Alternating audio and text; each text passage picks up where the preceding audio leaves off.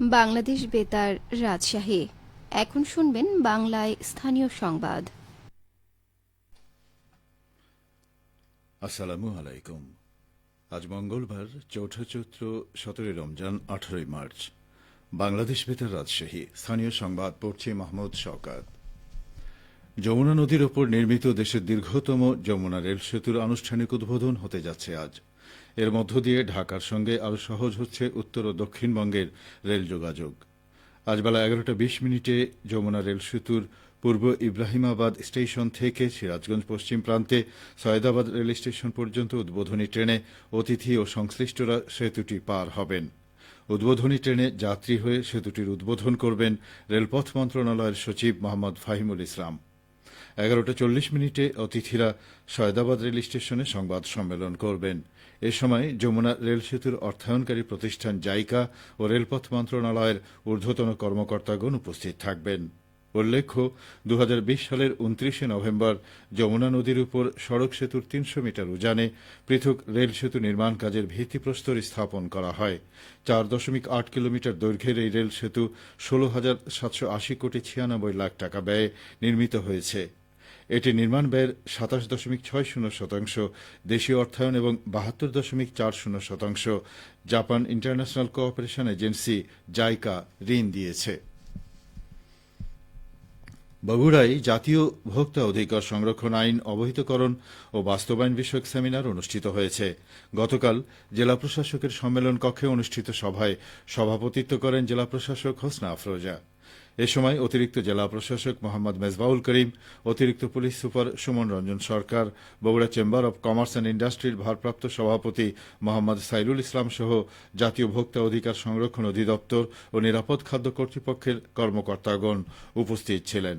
সেমিনারে হোটেল ও রেস্টুরেন্টের পরিষ্কার পরিচ্ছন্নতা, নিরাপদ ও ভেজালমুক্ত খাদ্য, নিরাপদ শিশু খাদ্য নিশ্চিতকরণ সহ নানাবিধ বিষয় নিয়ে আলোচনা করা হয়।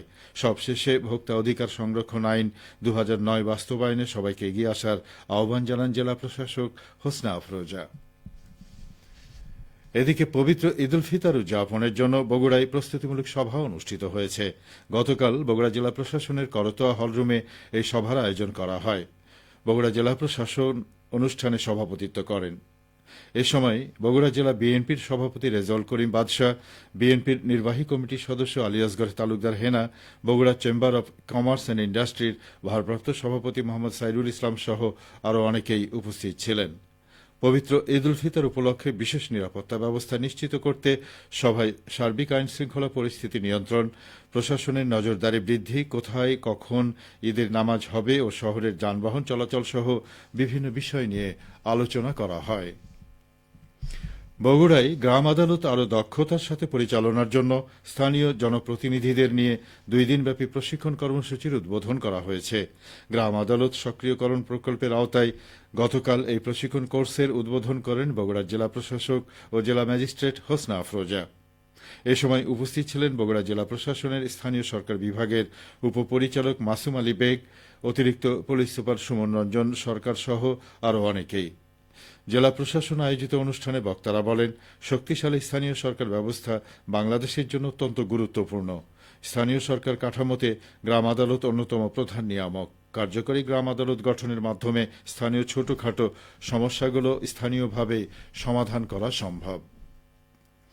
আসন্ন ঈদ উল ফিতর উপলক্ষে নাটোর পৌরসভা এলাকায় 4,621 জন অসহায় পরিবারের মাঝে ভিজিএফ চাল বিতরণ করা হবে। এসব সুবিধাভোগীদের তালিকা গতকাল ভিজিএফ কমিটি সভায় অনুমোদন করা হয়েছে। সভায় সভাপতিত্ব করেন নাটোর পৌরসভার প্রশাসক ও স্থানীয় সরকার বিভাগের উপপরিচালক আসমা খাতুন। এর আগে দুর্যোগ ব্যবস্থাপনা ও ত্রাণ মন্ত্রণালয় নাটোর পৌরসভার অনুকূলে 46.21 টন চালের বরাদ্দ প্রদান করে। নাটোর পৌরসভার নির্বাহী কর্মকর্তা রবিউল হক জানান, চলতি সপ্তাহে ভিজিএফ চাল বিতরণ কার্যক্রম সম্পন্ন করা হবে। নাটোর প্রেস ক্লাবের ইফতার মাহফিল অনুষ্ঠিত হয়েছে।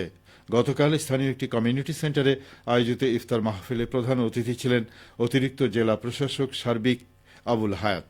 অনুষ্ঠানে বক্তারা বলেন, রমজান মাস আত্মসংযম ও আত্মশুদ্ধি অর্জনের মাস। এই চর্চা আগামী দিনগুলোতে অব্যাহত রাখতে হবে। তবেই মহান আল্লাহর সন্তুষ্টি অর্জনের মাধ্যমে জীবনের সফলতা অর্জন করা সম্ভব। নাটোর প্রেস ক্লাবের সভাপতি ফারাজি আহমদ রফিক বাবনের সভাপতিত্বে ইফতার মাহফিলে বিশেষ অতিথি ছিলেন সহকারী পুলিশ সুপার রুহুল আমিন এবং জেলা তথ্য অফিসার মোহাম্মদ আবদুল্লাহ ওয়াল। সবশেষে আবহাওয়া। আজ সকাল 6টায় রাজশাহীতে তাপমাত্রা ছিল 23 ডিগ্রি সেলসিয়াস। এ সময় বাতাসে আর্দ্রতার পরিমাণ ছিল 54%। রাজশাহী ও পার্শ্ববর্তী এলাকায় আজ ইফতার সন্ধে 6টা 18 মিনিটে এবং আগামীকাল সাহরির শেষ সময় ভোর 4টা 50 মিনিটে। সংবাদ শেষ হল। আমাদের পরবর্তী স্থানীয় সংবাদ দুপুর 12টা 10 মিনিটে।